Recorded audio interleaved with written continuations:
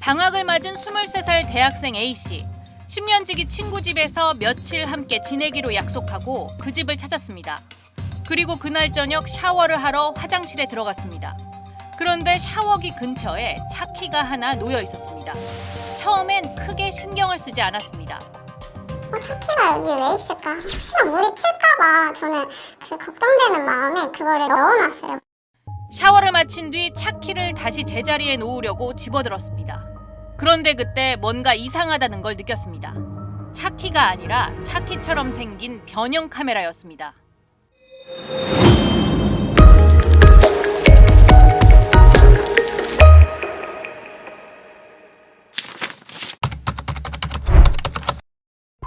A양은 어렵게 SBS와의 인터뷰에 응했습니다.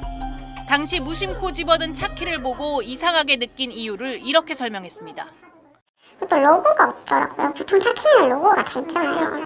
화장실에 이런 차키가 있다는 것 자체가 뭔가 좀 되게 이질적이잖아요. 버튼을 눌러보니까 뭔가 딸깍딸깍거리면서 장난감 눌리듯이. 설마 하며 차키 아래쪽을 열어봤습니다. 그 안에는 내장 메모리 카드와 충전 단자가 발견됐습니다. 불법 촬영 장비, 이른바 변형 몰카였던 겁니다. 그때 진짜 막 손이 막 그때 진짜 부들부들 떨리고 막 너무 무섭고 막 진짜 막 너무 배신감이 컸어요. 가해자는 A씨 친구의 아버지로 평소 A씨를 수양딸이라 부르며 친하게 지내던 사이였습니다. 아내분과 떨어져 사시니까 뭐 좀 제가 외롭고 뭐 잠깐 미쳐서 뭐 그랬다. 한 번의 실수인데 용서해주면 안 되겠냐 막 계속 이렇게 말씀하시더라고요. 회유도 있었습니다. 용돈을 한 달에 뭐 졸업할 때 30만 원씩 주겠다. 그러면 좀 용서해주면 안 되겠냐. 이런 식으로 저를 회유하시고. 경찰에 신고하기까지 용기도 필요했습니다. 저도 그냥 솔직히 속 마음으로는 진짜 이거 어떻게 해야 되나. 내 몸이 찍힌 그런 영상인데 이거를 신고를 해야 되나 말아야 되나. A씨는 10년 지기 친구를 잃는 것도 믿었던 어른에게 배신당한 것도 감당하기 힘들었습니다. 그게 진짜 처음인지 아니면 제가 놀러 갈 때마다 그렇게 찍었는지 솔직히 모르는 거잖아요. 이젠 어딜 가도 누군가 날 몰래 찍고 있는 건 아닌지 두렵다고 털어놨습니다.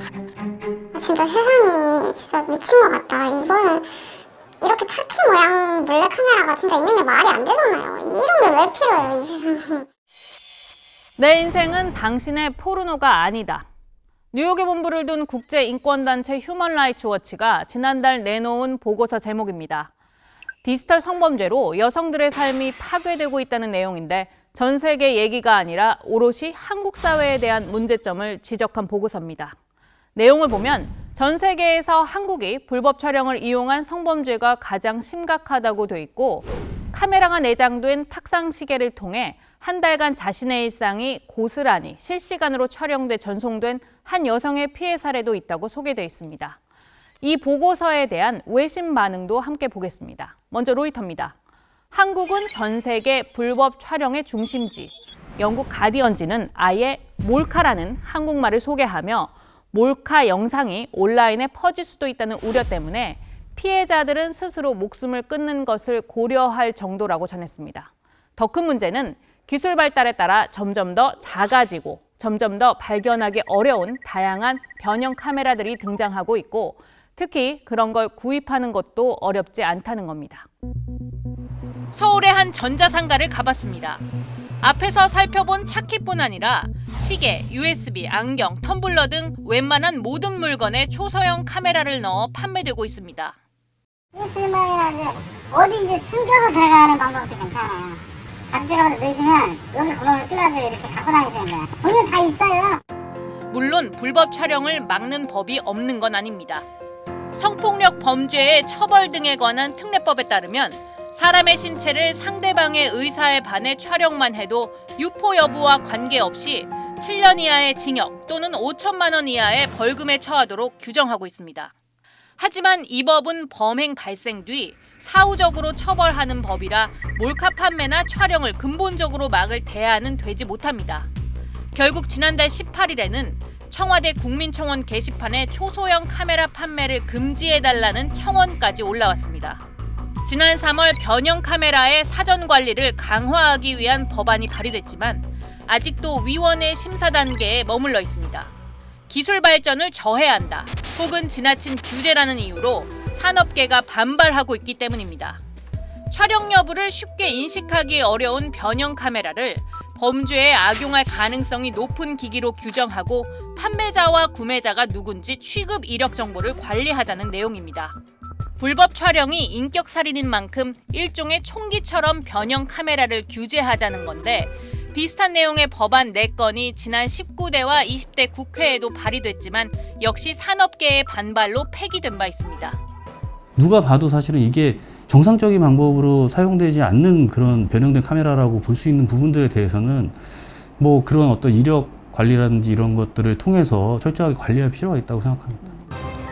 2021년 대한민국 불법 촬영 장비 감지 업체들이 성황입니다. 한 업체에 가봤습니다. 예전에는 산업 스파이로부터 기업의 비밀을 지키기 위한 의뢰나 대형 호텔이나 숙박업소들의 의뢰가 많았는데, 최근에는 개인의 의뢰가 급증해 회사 대 개인의 비율이 5대5가 될 정도라고 했습니다. 이사를 가시는데 이사하는 곳이 좀 불안하다, 이러면서 의뢰가 들어오는 사례들도 있고요. 이제 1mm 정도 되는 구멍만 있으면 쉽게 설치가 가능하기 때문에 사실 일반인들은 찾기가 힘들어요. 갈수록 정교해지는 변형 카메라. 최근에는 실시간 영상 전송은 물론 작은 구멍 없이도 촬영이 가능한 몰카도 시중에 유통되고 있습니다. 지금 이 카메라는 여기다 특수 렌즈를 입혔어요. 이 카메라요? 카메라가 안 보여요. 국제인권단체에서 불법 촬영 장비의 천국이라는 오명을 뒤집어 쓴 대한민국. 어떤 자구책을 통해 이런 망신을 씻어낼지 세계의 이목이 쏠리고 있습니다. SBS 안서원입니다.